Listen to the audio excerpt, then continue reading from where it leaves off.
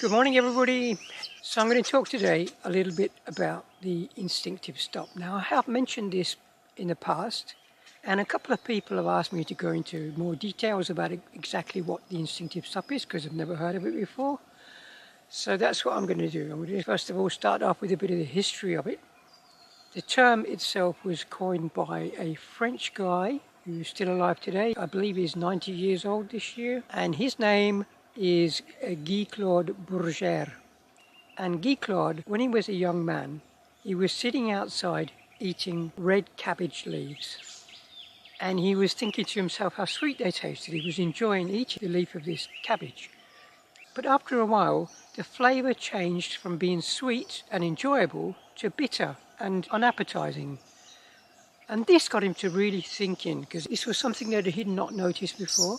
And after further reflection, he realized that every single food in its raw, natural state, as it's presented by nature, has what he coined this term himself, the instinctive stop. Now, the instinctive stop is basically when a food that you're eating, you're mono-eating a certain food, and the flavour changes. So it can suddenly become bland or bitter or start burning your tongue. This is quite obvious when you're eating something like a kiwi. You can eat kiwis and after a while your lips might start to burn. Or if you're eating pineapple, for example, if you eat too much pineapple, your tongue can start burning. Now this is a very, very clear sign of the instinctive stop. It's the body saying, stop, I'm not enjoying this anymore, I don't need this anymore, stop eating it.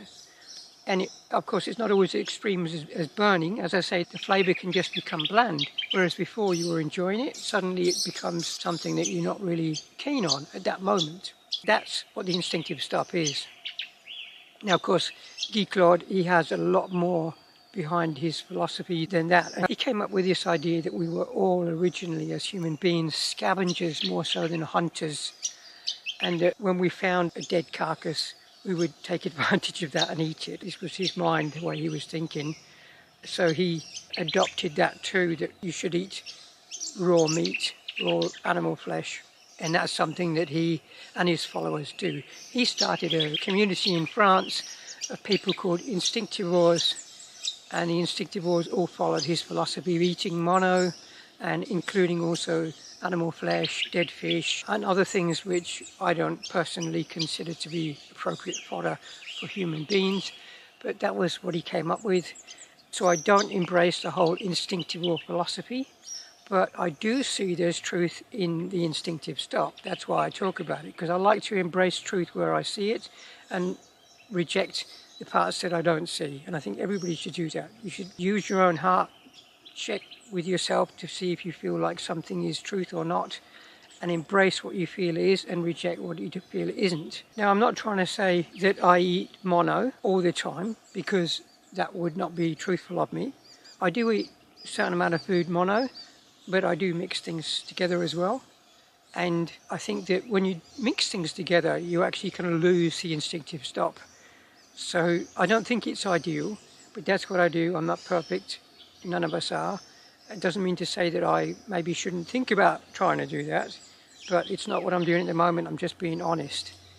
So what I want to say more about this, the instinctive stop is only for raw, ripe, fresh foods, fruits that are presented by nature.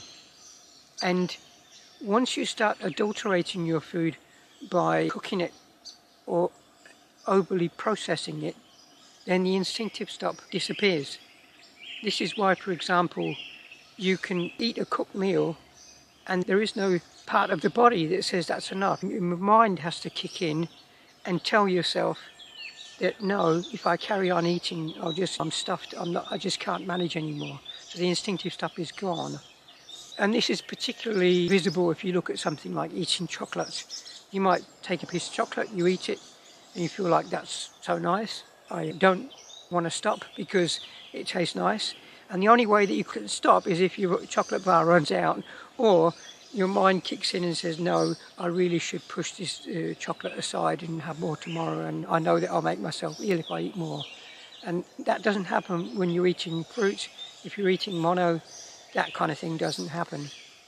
And I can recall one particular time in the 1990s that I was living in this farmhouse with a few other people, and there was a little boy there. I think he was maybe 5 years old at the time, and he came running into the farmhouse kitchen one day, and he was hungry. He'd been playing outside in the garden. He wanted something to eat. On the table was some raw runner beans, and he wanted to eat them. So he picked up some and he ate maybe 2 or 3, and then he said, "That's it, I'm full now. I want to go back outside again and play." So he ran back outside again to play. But the following day, there was a repeat occurrence. He'd been outside in the garden playing. He came into the house because he was hungry. He wanted to have a little snack. He wanted to eat something. This time, though, it was a little bit later in the day, and the beans had already been cooked. So the beans were on a plate there, cooked, and this little boy, he started eating these beans, and he didn't stop. I was sitting there watching him. He ate maybe 10, 11, 12. He just kept eating these beans. And I was thinking, what a difference to the day before when he ate them and he felt like, this is it, I don't need any more, because he had 2 or 3. And the next day, he was there eating a dozen or more, only a little lad. So that kind of drove home to me this instinctive stop thing that's there, and that he had experienced the instinctive stop. He had naturally stopped eating, but when they were cooked, he didn't have that instinctive stop. He just carried on. The body said, no, give me more, because it's been malnourished by the food being cooked. The enzymes are gone. The body needs more. I don't know what it is, but that's the way it works. And a lot of raw fooders don't realize about the instinctive stop, and the fact that, for example, nuts, all nuts that you buy commercially have been heat treated, and therefore the instinctive stop is gone. And it's the same for dried fruit too. You can sit down and eat it and you can tell yourself to stop eating it, but if you're watching a movie or something and you've got a bag of nuts, you can just keep eating them. And this isn't the case for nuts. When you find them out on a tree, they're often milky, they're on the tree and they haven't been dried at all. It's different. I've before experienced it myself, where I've gone out and I've eaten walnuts off of a tree, and the walnuts have been milky and soft, and after I've eaten maybe 3 or 4 or 5, I felt like I don't want any more. But then there have been other times where I've gone out and I've bought nuts from a store, and I've come home and I've eaten those. Before I realised it, I've eaten half a kilogram of nuts. And the only thing that's made me stop is the fact that maybe I'm full, or I realised that I shouldn't be eating that many. So that's the instinctive stop for you. I hope that explains what it's all about, and I think it's good to know about it. It's good to realise that, so that you can know better when your body is telling you to stop eating certain foods, because the body always does. The body knows best. The body knows what's right, and it always has the instinctive stop, providing the food is raw and ripe, like these beautiful oranges here, or these grapefruits here. If I was to sit and eat them, there would be a certain point where I would say, no, I don't want any more. But yeah, not the case if you're eating pizza. You can just keep eating pizza slice after pizza slice until you're fully stuffed.